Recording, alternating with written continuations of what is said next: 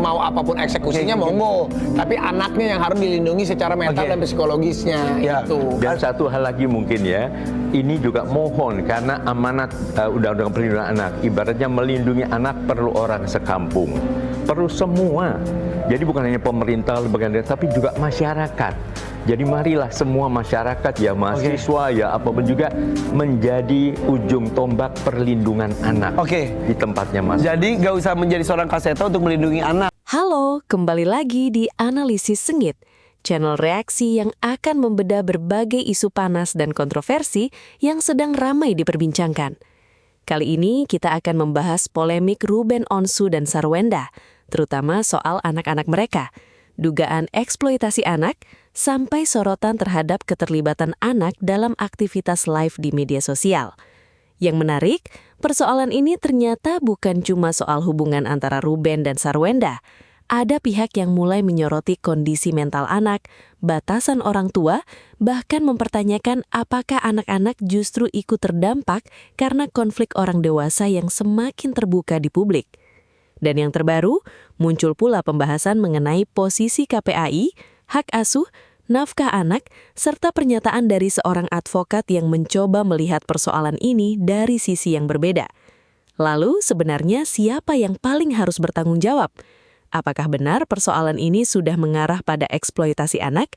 Atau justru ada standar berbeda ketika kasus serupa terjadi pada keluarga selebritas lainnya? Tonton videonya hingga usai, karena saya akan memberikan komentar cukup panjang di bagian akhir video. Yuk kita tonton. Betul. Jadi ketika ada orang tuanya jahat, anaknya jangan dicaci maki.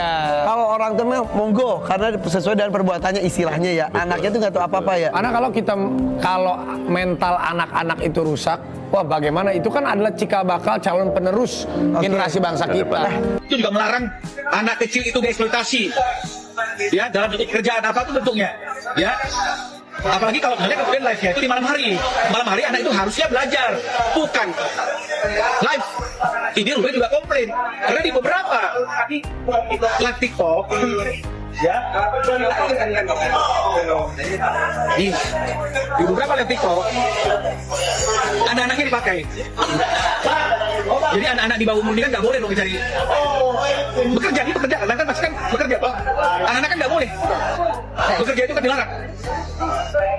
Even ada izin dari orang tuanya ya harus kedua belah pihak, bukan hanya ibunya. Belum keberatan anaknya dilibatkan.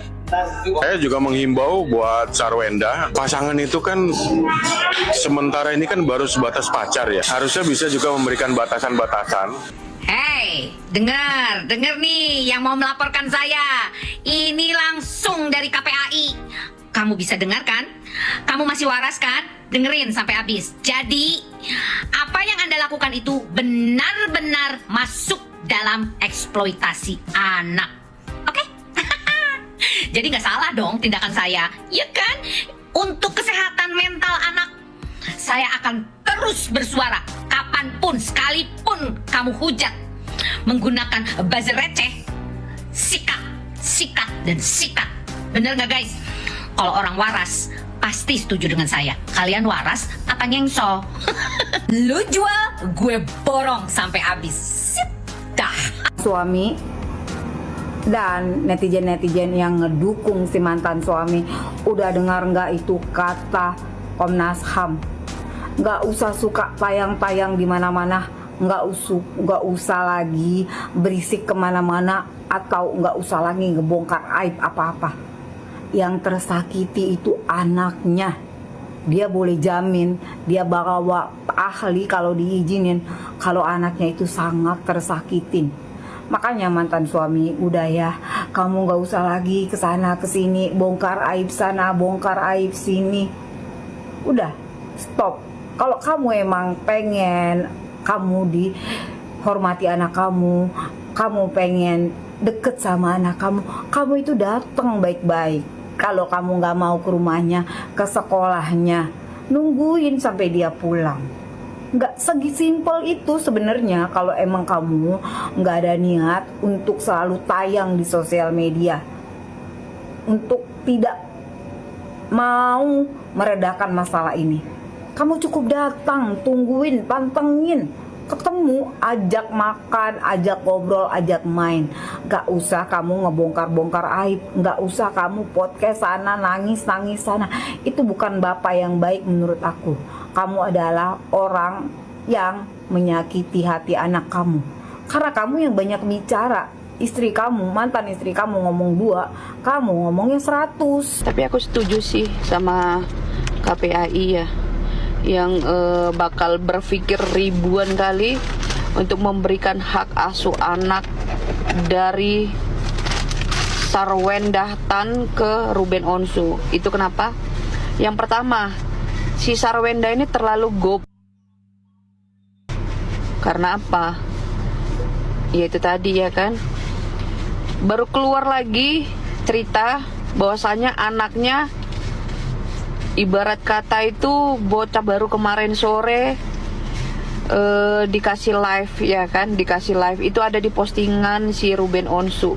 Wajar lah ya, bapak yang ibarat kata bapak yang punya anak ya kan, merasa nggak terima anak baru kemarin dikasih live sama babi air, nggak tahu ya kan, pikir aja sendiri gitu loh.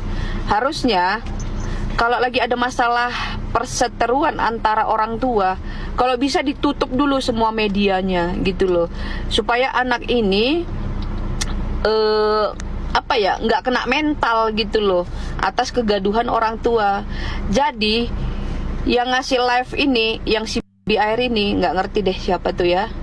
Nah ini udah kebangetan sebenarnya ya kan ya, berseteru antara bapak sama anak itu sebetulnya anak nggak harus tahu.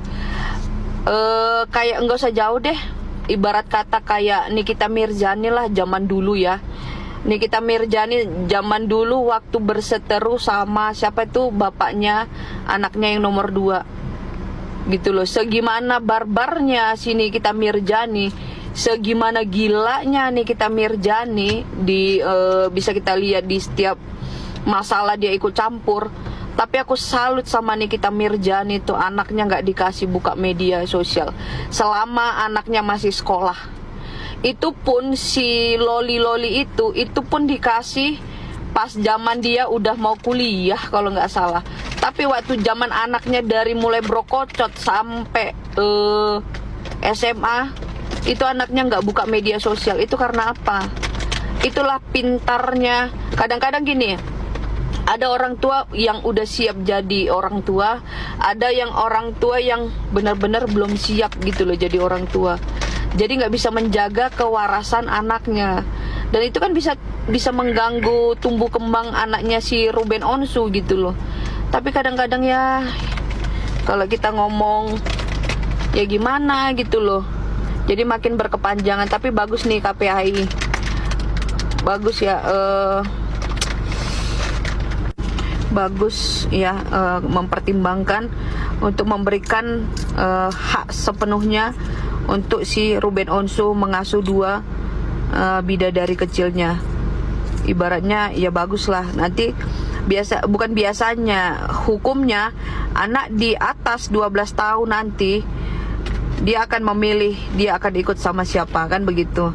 Tapi untuk sementara supaya menjaga mental kewarasan daripada anak-anak mentalnya yang masih belajar, ada baiknya memang si Ruben Onsu lah yang menguasai anaknya dulu sampai benar-benar emaknya yang labil itu, yang masih kecintaan sama CEO, biar supaya ibaratnya memuaskan hasratnya dulu ya kan. Tapi kalau udah berubah, kadang-kadang kalau udah hanya 2 orang manusia yang nggak bisa dinasihati, orang gila sama orang yang udah jatuh cinta, udah itu aja. Bagaimana bisa anak lu disuruh live? Bagaimana bisa anak disuruh live? Terus yang duduk di samping belakangmu tuh siapa? Siapa yang duduk di samping belakangmu tuh? Bukan anak kah? Gio kah itu? Gio kah yang duduk di sampingmu tuh? Sampai nggak kenal anaknya kayaknya nih. Ih, ketahuan nih, ketahuan cemburu. Itu kamu ketahuan cemburu. Jangan terlalu banyak statement yang bukan-bukan. Itu sudah terlalu transparan, orang menilai kamu tuh cemburu. Nyesel, Nyesel nggak? Hi. Banyak alasan, banyak statement negatif terhadap Sarwenda. Kamu nggak sadar kah kamu lain sama siapa itu? Ada Onyo. Ketahuan cemburu deh. Ketahuan cemburu. Nah, satu lagi mengenai 1 bulan 200 juta. Wenda punya hak untuk menolak dan tidaknya. Karena dia yang paling tahu keadaan rumah tangganya. Ya, dia paling tahu pengeluaran dan pemasukan anggaran. Kalau kamu nggak mau Sarwenda live sama anaknya, loh, Sarwenda itu kan mamanya, airnya yang dibesarkan itu. Aneh. Ku sanjung kau dulu, sekarang nggak sama sekali. Sebagai laki-laki harus tegar menghadapi masalah. Bukan Tania ayah mau ketemu. Iya. Kau bikin begitu, Sarwenda yang geli. Sarwenda yang kasihan lihat kau. Bukan kasihan. Sarwenda bilang begitu. Itu kan sudah mantan. Sekarang saya sudah mendapatkan seseorang yang pas di hati. Kalau kamu begitu terus ya, kamu akan tekanan melihat pasangan mereka ini. Melihat Sarwenda sama Gio tuh kamu akan tekanan. Berdamailah pada dirimu. Biarkan. Justru kamu terlalu banyak membuat statement yang bukan-bukan seperti ini. Mereka malah tambah bahagia. Kamu tahu nggak perbedaan Sarwenda dulu sama sekarang? Sarwenda dulu itu dasteran. Cuci pakaian, jemur pakaian, ya, pokoknya selayaknya pembantu rumah tangga lah di situ. Itu cenderungnya gak apa-apa, dia kan sederhana, saya suka. Tapi di balik itu mana tahu ada bahasa-bahasa dari kamu. Saya yang kerja setengah mati, tapi kamu punya keluarga, your whole family semua tinggal di sini. Saya yang biayai. Mungkin Sarwenda tersinggung. Yalah, nggak apa-apa. Aku yang kerja dalam rumah ini. Biarlah aku cuci pakaian.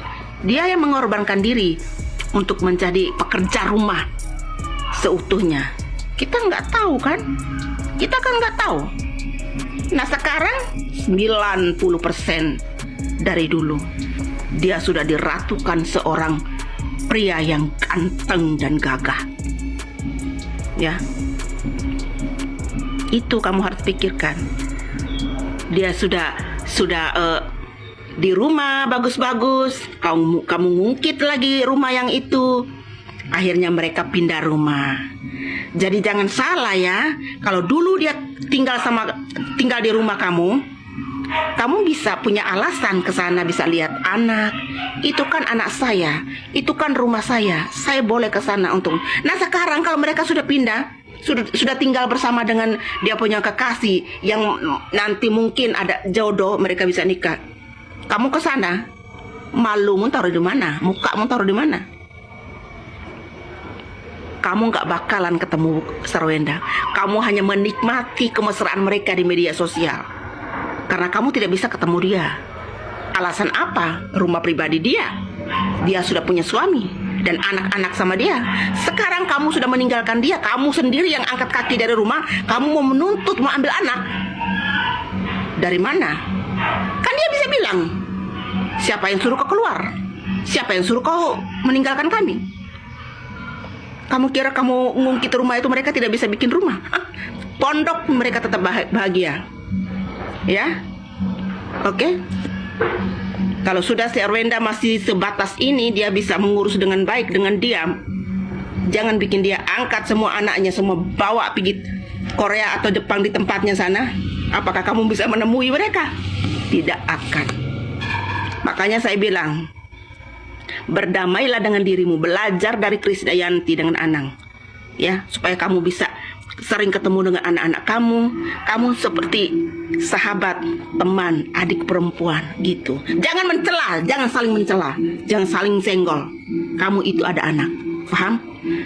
Bicara tentang keluarga Ruben Onsu and Sarwenda lagi rame di Indonesia. Kalau saya bilang sih Ruben Onsu tuh udah laki, kalau di Amerika tuh udah homeless, udah di penjara. Karena di Amerika tidak sembarangan perkawinan, tidak sembarangan punya anak. Kalau punya anak, pasti pemerintah bisa dapatkan di mana dia bekerja, di mana dia berada. Itulah Amerika. Dan uangnya diambil 75% untuk anaknya, 25% untuk dia. Makanya anak laki-laki di Amerika itu banyak yang homeless, banyak yang gelandangan, tidak mau bekerja. Karena takut bayar child support, bayar buat anaknya. Apalagi kalau anaknya banyak di mana-mana. Makanya Amerika tidak mau sembarangan. Kebanyakan ya digugurkan lah, diapakan lah. Karena tidak mau bayar child support. Di dalam perkawinan, itu apapun harta itu selalu dibagi dua. Selalu dibagi dua. Buat istri, buat dia. Tapi kalau punya anak, emang harus bayar child support. Kalau enggak, bisa dicari, bisa penjarakan, apa yang saya bilang. Tetapi, itu kayak Ruben katanya bayar 6 bulan tidak bayar. Oh, udah laki dia, udah untung dia. Kalau di Amerika, udah gawat. Dan juga, itu istri harus dapat uang. Apalagi si Ruben ini, yang mensorong duluan, yang kawin duluan. Dia harus, kalau siapa yang kawin duluan harus membayar. Biar kalau istri yang kawin duluan membayar tuh suami. Suaminya malah dituntut yang kawininnya. Itulah susahnya di Amerika. Tidak sembarangan kawin, makanya banyak kan ini apa kumpul kebo. Kumpul kebo itu untuk menghindari apapun dari yang pihak istri tidak mendapat. Tapi kalau tentang anak, biarpun tidak kawin, punya anak dimanapun, pemerintah bisa kejar itu uang, bisa diambil 75%. Tapi kalau perkawinan, harta bagi dua, mobil bagi dua, semua dijual bagi dua. Dan kedua, siapa yang kawin duluan, siapa yang tidak kawin, harus dibiayai seumur hidupnya yang tidak kawin. Itulah. Kalau tidak mengikuti itu peraturan, masuk penjara. Hati-hati. Dan saya bilang, Ruben Onsu untung tidak tinggal di Amerika. Jangan dibela laki-laki seperti itu. Udah main serong, udah kawin sama yang lain, udah pindah agama, udah banyak dosanya itu mah. Kalau di Amerika udah digantung kali. Di Indonesia gampang menyogok semua. Tidak di Amerika. Oke, hati-hati. Ruben Onsu, bertobatlah. Kau tidak malukah begitu? Hah? Kau tidak malukah? Kau mengatasnamakan kedua anakmu? Dibulbul di sekolah. Kau tidak ingatkah kata-katamu itu? Kau nangis-nangis di podcast itu. Hah? Anakmu dibulbul, anakmu dibulbul. Masih ada itu cerita lengkapnya itu, yang diceritakan anaknya dibulbul di sekolah itu. Iya ampun, kegigit lidah sendiri ya sekarang ya. Bohong terus sih. Yuk belajar jadi jujur yuk, bisa yuk. Bisa dong. Janganlah yang mengatasnamakan kedua anakmu. Iya ampun. Jadi yang MPD ini sebenarnya siapa sih yang MPD ini? Kok ciri-cirinya aku tengok ada di kau semua, ya kan? Sudah nggak bisa kau, ya, memanfaatkan mantan laki kau. Ya, kau pakai pula kedua bocah itu pula yang kau gunakan sekarang. Mau maju salah, mau mundur juga udah salah kan? Serba salah memang. Kalau sesuatu diawali dengan kebohongan. Ya ampun, ngeri kau, permainan kau ngeri kali. Kok bisa gitu ya kan, ngarang cerita ya kan, anaknya dibulbul di sekolah. Kok nggak mikir nanti ini kedepannya nanti kalau orang tua murid di sana angkat bicara melaporkan ke kepala sekolahnya kayak gimana gitu. Nggak mikir ke situ ya, soalnya waktunya mepet ya kan, mau live 88 Ya kan? Kau nggak kasihan kah sama kedua putrimu itu? Gara-gara ulahmu? Nanti setelah ini gimana lagi nanti dia? Jangan sampai tidak ada bulbulan di sekolah. Setelah kejadian ini nanti dia dibulbul beneran loh. Ya? Nenek Gunung Kewong satu ini ya. Nggak selesai-selesai loh. Astagfirullahaladzim. Sadar ya. Makanya jangan kebiasaan bohong. Ya. Terpelintir kan sama kata-kata sendiri, sama ucapan sendiri. Lupa kan apa yang udah diomongin, apa yang belum. Lupa ya. Yang kau ingat apa? Yang kau ingat apa? Ketenaranmu, popularitasmu, ya kan? Mokondomu, ya kan? Itu semua yang kau ingat kan? Kesenanganmu, ya. Orang kalau mikir anak nggak kayak gini kelakuannya, nggak kayak gini. Ada nih ya, satu advokat ya, yang ceritanya angkat bicara dan pansos di case-nya Koko RO sama SW ya. Gedek banget. Lu kalau memang nggak bisa melihat dari dua kacamata ya, dua kubu, ya, apalagi dengan alma matermu sebagai advokat, mendingan gak usah banyak komen. Kelihatan banget kalau dirimu ya wahai Bapak Jailuddin MZ ya, menitik beratkan semuanya itu ke ini, semuanya itu yang salah RO gitu. Dan kamu mengatakan sepak terjang SW ini benar semua. Nah, ini ada video terbaru wawancaranya nih Bapak ya, yang tentang persidangan. Kayaknya dia hadir dalam berada di lingkungan persidangan yang hari ini ya, yang tanggal 12 Agustus nih. Kita tonton videonya, kita review apa yang dia coba omongkan. Sebenarnya saat ini sudah benar gitu ya, sudah tepat gitu. Cuma memang sejak awal ini sayangnya tidak diputuskan. Jadi sayangnya melalui akta perjanjian lewat notaris gitu. Ini kan akta bersama, ya enggak? Ada sewaktu-waktu anak itu sama ayahnya, dan itu kan tidak jadi persoalan.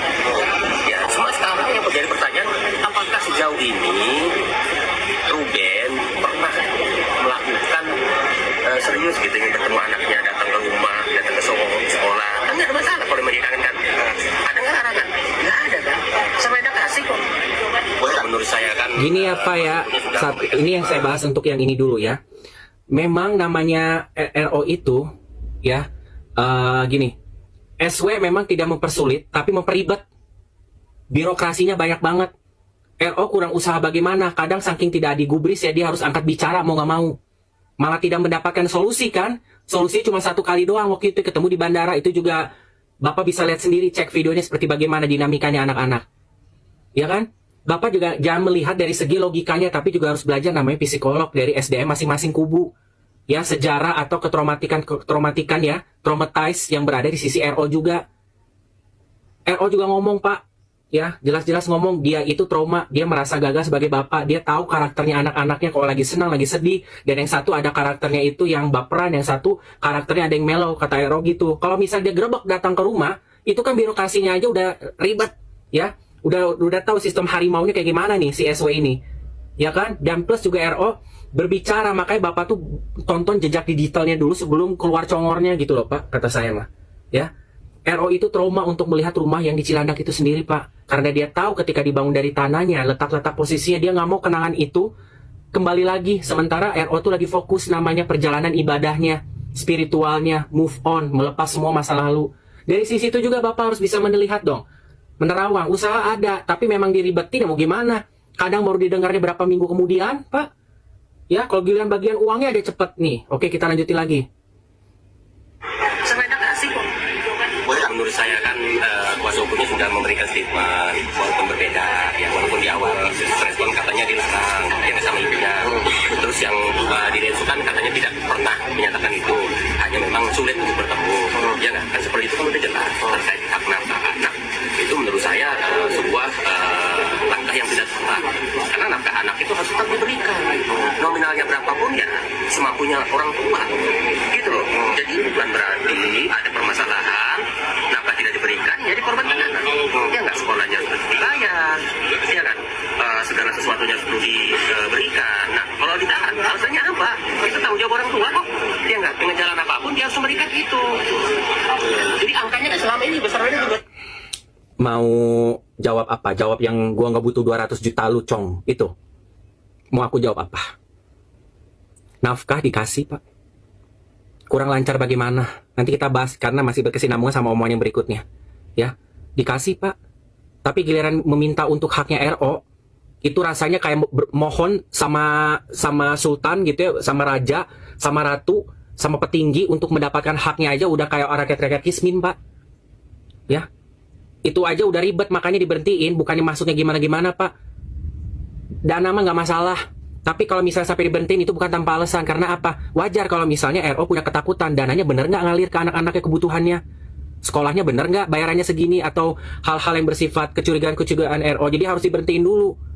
Ya, akhirnya bukan tanpa alasan hak asuh anak ini tiba-tiba dijadikan sebuah hal jalan keluarnya satu-satu yang harus dilakuin, Pak. Mau minta masalah anak aja dari harian bisa sampai dibalas pada akhirnya berminggu-minggu atau bulan baru gitu dibales. Ya, jejak digital lagi, Pak, belajarin. Nih, kita play lagi Tidak lanjutin. mau masuk berapa kan? Karena memang mungkin dulu tuh dari Ruben sering memberikan angka segitu ya, sudah terbiasa itu, makanya tanyakan lagi. Ya nggak, sebenarnya tidak ada gitu penentuan harus berapa, ya silakan aja gitu kan. Kalau memang Ruben merasa ada kemampuannya 50-60 ya harusnya diberikan aja. Apa namanya? Akta 39 itu. Bapak ngikutin kasusnya RO nggak sih, Pak? Memang SW sendiri juga sepakat dan RO juga bertanya kepada SW mau secara hukum apa secara negosiasi. SW meminta untuk diselesaikan secara negosiasi aja dari hak asuh anak, ya Pak. Kemudian juga dari namanya biaya sama harta, ya. Bapak bilang tidak mematok 200 juta itu, Pak. Ini mereka kan negosiasi berdua. Bapak tahu dari mana sekarang gue tanya? Angka 200 juta itu tidak muncul seperti hujan pohon duit tiba-tiba gitu kan dari langit. Itu ada kesepakatan yang sudah diliskan oleh SW. Keluarlah nominal segitu. Nah sekarang aja nominal 200 juta aja, Pak. Itu aja per bulannya udah sampai lebih dari 200 juta. Jarang yang 200 juta standarnya. Sampai ada yang puncaknya 283 juta, Pak. Ya, nggak pernah kayaknya. Pernah juga mungkin sekali 2 kali 200 juta gitu. Dan SW juga ngeklaim pernah di bawah itu. Tapi kan intinya tetap ratusan juta kan. Kalau misalnya RO menyanggupi cuma untuk sekolahnya doang, 75 juta temporary kalau waktu masih ada onyo, tapi kalau sekarang kan hanya 50, jadi hanya untuk edukasinya aja.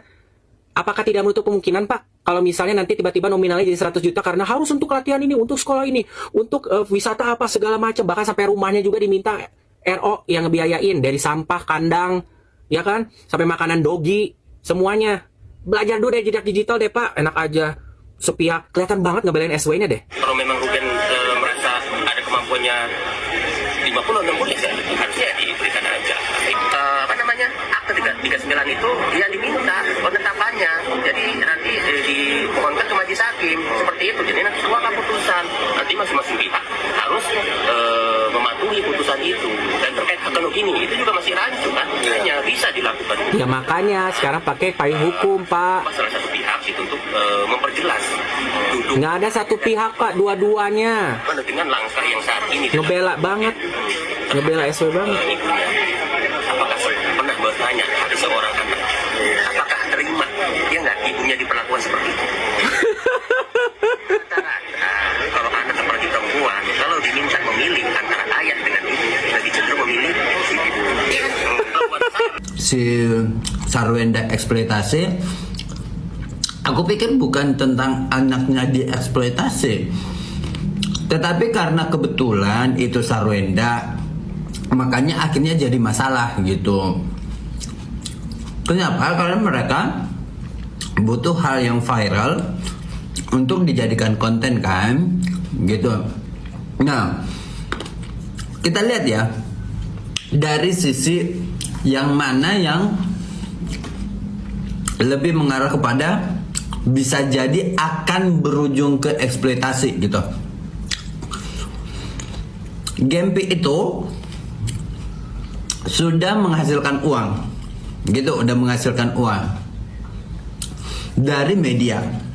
Misalnya baik kalau misalnya bikin konten sama mamanya itu endorse sunscreen dan sebagainya. Pokoknya ala kecantikan. Terus Gempi itu juga main film. Terus iklan juga banyak. Itu menghasilkan uang ya. Dan uangnya itu ya memang mamanya sendiri langsung jadi manajernya gitu. Terus kalau kalian tahu juga yang psikolog yang di Surabaya, Ibu Rensina, 2 putrinya udah menghasilkan juga di movie dua sekawan yang itu yang viral banget. Dan filmnya itu yang karena itu yang Gunung Kawi itu Gunung Kawit ya. Viral tercuat lah kalau Sarwenda pergi ke Gunung Kawi yang begitu. Anaknya mereka dua, yang anaknya pemeran utama itu anak keduanya Bu Rensina itu menghasilkan uang juga. Terus Kamari gitu. Kamari sering muncul di live-nya si Jennifer gitu.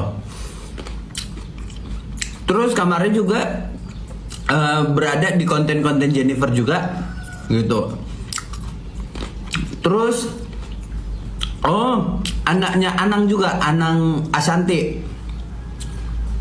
Itu juga mereka sudah, anaknya yang cewek itu mereka jualan juga, udah ikut jualan melalui promo dan sebagainya lah gitu. Dan itu gak dibilang bahwa mereka itu eksploitasi, enggak. Dan aku yakin dari sisi orang tua dan anak komunikasinya, kalau Gempi dan Giselle itu langsung clear komunikasinya. Giselle itu langsung membatasi apa yang bisa diambil dan enggak gitu. Dan kalau memang terlalu capek tapi uangnya gede gitu, kadang Giselle mau ngambil juga gitu. Ya udah, tapi dikomunikasikan dengan anaknya. Nggak apa-apa ya Gem ya, ini lumayan banget loh uangnya begitu. Itu Gempi itu langsung belak-belakan begitu. Tapi apakah itu bagian dari eksploitasi? Enggak juga. Makanya langsung dilihat anaknya bagaimana gitu. Jadi kalau eksploitasi itu yang sebenarnya gitu ya, berarti aku orang tua nih. Aku orang tua, terus aku paksa anakku untuk mencari uang untuk memenuhi kebutuhan sehari-hari gitu, supaya kebutuhan harian itu bisa terpenuhi. Maka aku paksa mereka untuk melakukan kegiatan yang menghasilkan uang. Anaknya nggak suka, dipaksa nggak boleh nggak, kalau nggak udah nggak kau nggak jadi anakku lagi. Itu salah satunya. Itu udah batas ekstrem ya. Yang begitu. Nah, sayangnya memang kalau dalam hal ini ya ini karena memang itu Sarwenda, makanya banyak banget orang yang menjadikan itu bahan pembahasannya mereka gitu. Dan saat ini kan Sarwenda lagi dihujat seluruh dunia yang berkisar 2,5 juta manusia gitu. Kenapa aku bilang 2,5 juta manusia? Karena memang follower Sarwenda, karena memang kasus ini dari 34 juta menjadi 9 juta gitu. Jadi memang turun drastis. Dan banyak orang berpihak kepada itu siapa? Aduh, siapa mantan suaminya? Ya Allah, ingatkan aku. Itu tuh, pokoknya itulah yang lagi umroh. Aku lagi lupa, lagi ngeheng otakku. Nah, yang itu.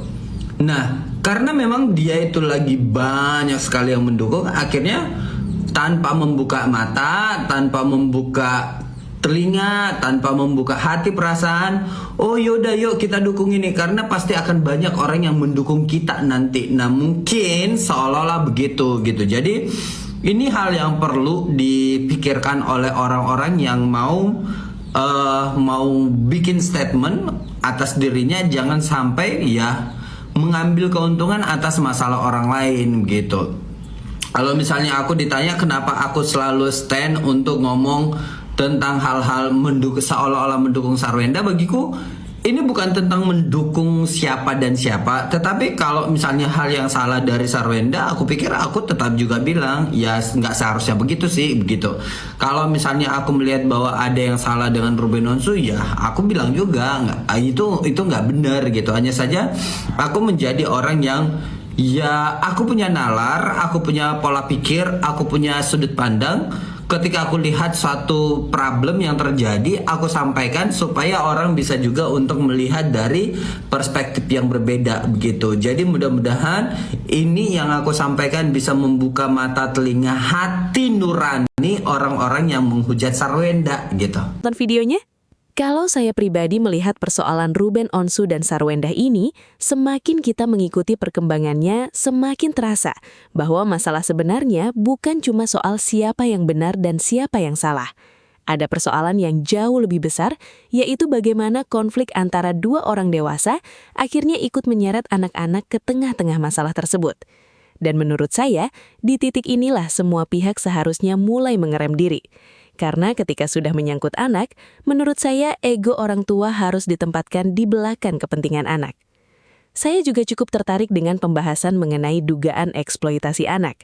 Menurut saya, istilah eksploitasi jangan digunakan sembarangan hanya karena seorang anak muncul dalam konten, live, iklan, atau aktivitas media sosial. Anak-anak selebritas memang berada dalam situasi yang berbeda dibanding anak-anak pada umumnya. Mereka sejak kecil sudah menjadi bagian dari perhatian publik. Tetapi perbedaan itu tidak berarti mereka boleh diperlakukan sesuka hati. Yang harus dilihat adalah bagaimana anak tersebut dilibatkan. Apakah anak merasa nyaman? Apakah aktivitasnya mengganggu pendidikan dan kehidupannya? Apakah ada tekanan dari orang tua? Dan yang paling penting, apakah kepentingan anak benar-benar menjadi pertimbangan utama? Karena kalau hanya melihat anak muncul di media sosial lalu langsung menyimpulkan bahwa itu eksploitasi, menurut saya terlalu sederhana. Sebaliknya, kalau ada aktivitas anak yang menghasilkan uang lalu otomatis dianggap normal karena dilakukan keluarga selebritas, itu juga menurut saya tidak tepat. Harus ada batas yang jelas. Jangan sampai karena orang tuanya terkenal, sesuatu yang sebenarnya perlu dipertanyakan justru dianggap biasa. Saya justru lebih khawatir ketika konflik orang tua dibawa terlalu jauh ke ruang publik. Ruben punya versi, Sarwenda punya versi. Orang-orang di sekitar mereka juga punya pendapat masing-masing. Kemudian muncul komentar dari pengacara, influencer, tokoh publik, netizen, dan berbagai pihak lainnya. Akhirnya masalah yang awalnya merupakan persoalan keluarga berubah menjadi konsumsi publik. Anak-anak yang mungkin sebenarnya tidak memahami keseluruhan persoalan malah berpotensi menjadi pihak yang paling banyak menerima dampaknya. Menurut saya, ini yang harus benar-benar diperhatikan. Orang dewasa bisa berdebat, bisa memberikan klarifikasi, bisa membela diri, bahkan bisa saling mengkritik. Tetapi anak tidak punya kemampuan yang sama untuk mengendalikan bagaimana publik membicarakan keluarganya. Bayangkan saja kalau seorang anak pergi ke sekolah, kemudian teman-temannya sudah mengetahui konflik kedua orang tuanya karena semuanya beredar di media sosial. Itu bukan persoalan kecil. Anak bisa saja merasa malu, bingung, tertekan, atau bahkan merasa harus memilih salah satu pihak. Karena itu, saya cukup setuju dengan gagasan bahwa perlindungan anak bukan hanya tanggung jawab pemerintah atau lembaga tertentu. Orang tua, keluarga besar, masyarakat, bahkan netizen juga punya peran. Kalau memang benar-benar memikirkan anak, menurut saya netizen juga jangan menjadikan anak sebagai senjata untuk menyerang salah satu orang tua. Jangan karena membela Ruben kemudian anak-anak ikut diserang. Jangan pula karena membela Sarwenda kemudian anak-anak dijadikan bahan pembenaran. Anak harus tetap ditempatkan sebagai anak, bukan sebagai alat dalam perang opini orang dewasa. Saya juga melihat ada satu hal yang menurut saya agak ironis. Banyak orang mengatakan bahwa mereka membela anak, tetapi pada saat yang sama justru terus membicarakan anak tersebut di media sosial. Bahkan detail-detail mengenai keluarga, sekolah, hubungan orang tua, pasangan baru, dan persoalan pribadi lainnya ikut dikuliti. Kalau benar ingin melindungi anak, menurut saya ada saatnya kita harus berhenti menggali terlalu dalam. Tidak semua hal yang bisa dibicarakan berarti harus dibicarakan. Kemudian mengenai Ruben dan Sarwenda, saya pribadi tidak merasa punya kapasitas untuk mengatakan siapa yang paling benar dalam urusan rumah tangga mereka. Kita hanya melihat potongan-potongan informasi yang muncul ke publik. Kita tidak tinggal bersama mereka. Kita tidak mengetahui seluruh percakapan mereka. Kita tidak mengetahui seluruh dinamika yang terjadi di balik pintu rumah. Jadi menurut saya, kita sebagai penonton harus hati-hati. Jangan sampai potongan video beberapa menit membuat kita merasa mengetahui kehidupan sebuah keluarga secara keseluruhan. Hal yang sama juga berlaku terhadap orang-orang yang ikut memberikan komentar. Saya menghargai setiap orang mempunyai sudut pandang, tetapi menurut saya, semakin besar pengaruh seseorang, semakin besar pula tanggung jawabnya ketika berbicara mengenai konflik keluarga dan anak. Jangan sampai komentar yang sebenarnya dimaksudkan untuk membela salah satu pihak justru memperbesar konflik. Apalagi kalau komentarnya kemudian dipotong, disebarkan, dan menjadi bahan perang antar pendukung. Saya justru ingin melihat bagaimana semua pihak bisa mulai menurunkan tensi. Kalau memang ada persoalan mengenai hak asuh, nafkah, atau hak bertemu anak, selesaikan melalui jalur yang tepat. Kalau ada persoalan mengenai perlindungan anak, biarkan pihak yang memang memiliki kewenangan melakukan penilaian. Jangan semuanya diselesaikan melalui perang statement di media sosial. Dan kalau memang Ruben ingin dekat dengan anak-anaknya, menurut saya hubungan itu seharusnya dibangun sedekat mungkin dengan anak, bukan dengan publik. Anak tidak membutuhkan orang tua yang paling menang dalam perang opini. Anak membutuhkan orang tua yang bisa membuat mereka merasa aman. Mereka membutuhkan kesempatan untuk tetap menyayangi kedua orang tuanya tanpa merasa bersalah karena memilih salah satu pihak. Begitu juga dengan Sarwenda. Kalau memang ada sesuatu yang menurutnya perlu diluruskan, tentu dia punya hak untuk menyampaikan. Tetapi menurut saya, setiap keputusan yang berkaitan dengan anak harus selalu ditimbang dari dampaknya kepada anak, bukan hanya dari kepentingan orang dewasa. Karena ketika konflik selesai nanti, orang dewasa mungkin bisa move on, tetapi pengalaman yang dirasakan anak selama konflik berlangsung bisa saja membekas jauh lebih lama.